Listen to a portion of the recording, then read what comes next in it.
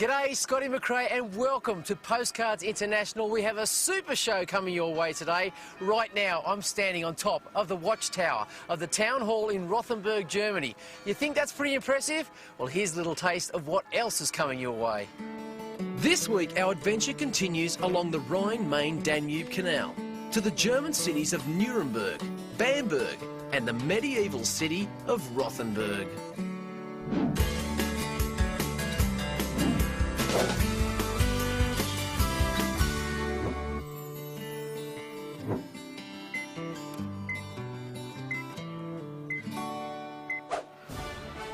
Our journey so far has taken us through some stunning European countryside, and we've explored some of Europe's most enchanting cities, rich in history, art and culture.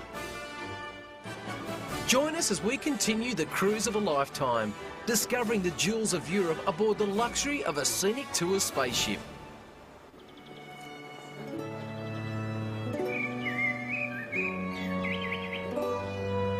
Nuremberg is a lively city with a visible history of around 1,000 years.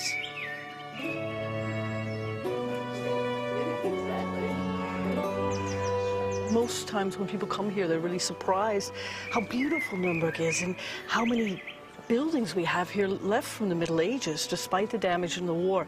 Nuremberg was really most important at the time that this castle was built, and not in the 20th century when the trials and the rallies took place. When was the castle actually built? Because there's certain parts of it that are younger than others. Yeah, we don't really know. We're guessing that most of what we see here is from somewhere around 1200. That big tower back there, we do know it was there by 1313, which is pretty early. Yeah. Yeah. The imperial castle was the birthplace of Nuremberg. Rising high above the city, it was one of the most important palaces of the Middle Ages, where Kaisers and kings resided. In the 13th century, Nuremberg became imperial free, and the castle fell into the care of the city.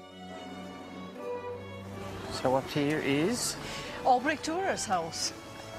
Beautiful example of Nuremberg architecture, but the most important artist in German history lived here. And of course he'd be most famous for the praying hands. Of course, yeah. That's his really most famous work. Yeah, okay. And I noticed the rabbit back in the square. Yes, it's a modern tribute to Dürer's rabbit. Love it or... I think it's okay. You like it? Yeah, I don't mind it.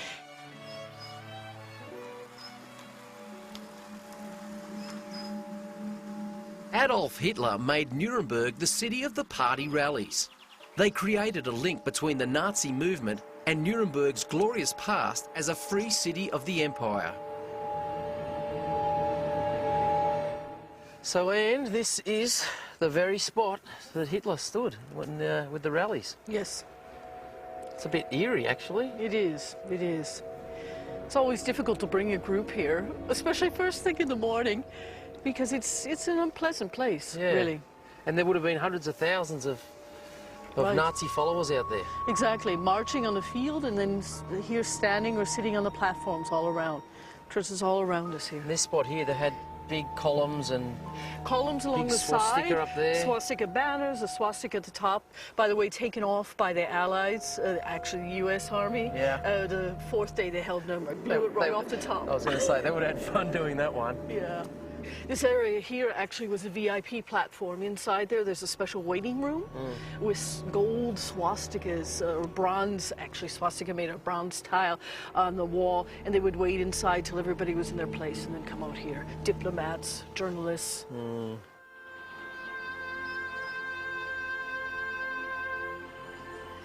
The Documentation Centre's exhibition, Fascination and Terror, deals with the causes, context and consequences of the National Socialist rule of terror.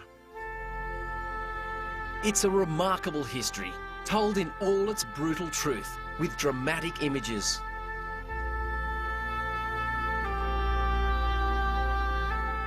The museum is set out in an interesting one-way loop, displaying a chronological sequence of events. Walking through the museum is a moving experience.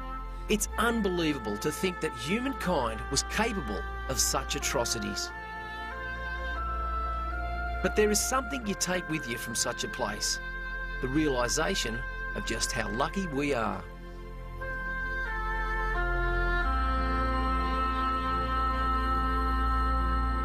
Nuremburg was completely destroyed in World War II. Today, the city's historically significant buildings and monuments have all been lovingly restored.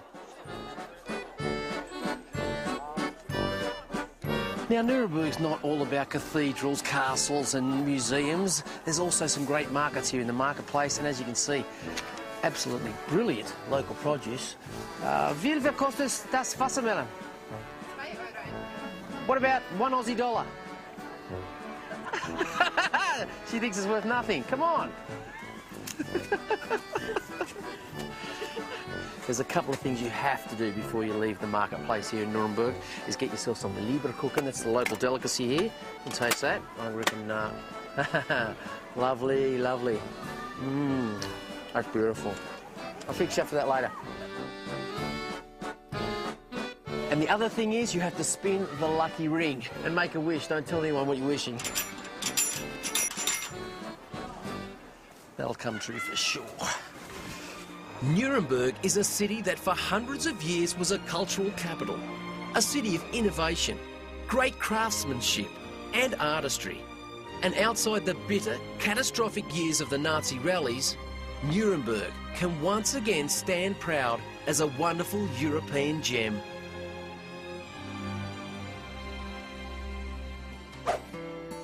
Coming up, beautiful Bamberg.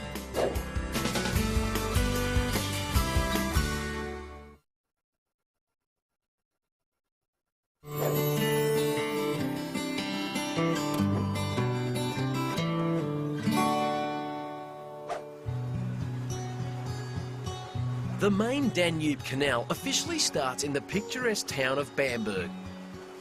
A town in a time capsule, where rivers and rapids wrap around the beautiful Baroque buildings. The old town hall stands on a tiny island in the middle of the Regnitz River and is decorated in 18th century frescoes. This place will capture your heart. Walking the narrow laneways and arch bridges, discovering the unique delights of Bamberg is a must.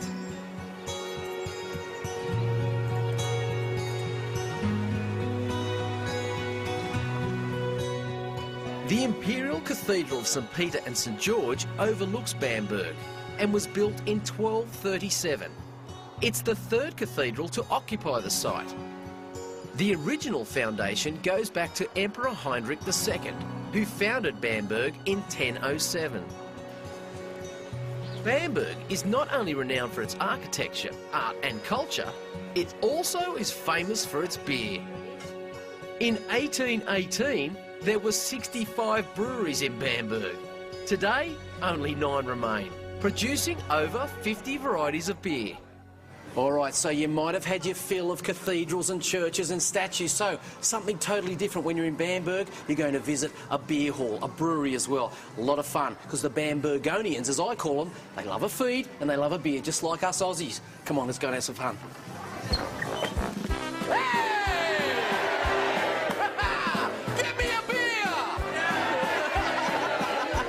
This beer hall has been brewing beer since the 1500s, and as you can imagine, they've got it down to a fine art. Everyone on the tour gets into the spirit, and I've got to say, it's not hard to see why. The beer is very easy to drink, and the food is delicious, making for a fantastic, lively atmosphere. This far into the adventure, most people have got to know each other, and there is a general feeling of friendship amongst everyone.